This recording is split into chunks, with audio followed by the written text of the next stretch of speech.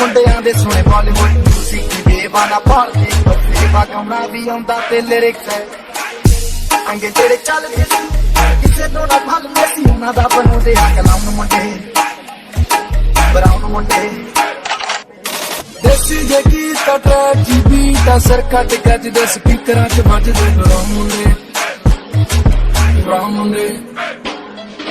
ਦੇਸੀ ਜੇ ਗੀਤ ਟਰੈਕ ਦੀ ਬੀਟ ਅਸਰ ਕੱਟ ਗੱਜਦੇ ਸਪੀਕਰਾਂ 'ਚ ਵੱਜਦੇ ਬਰਾਉਨ ਮੁੰਡੇ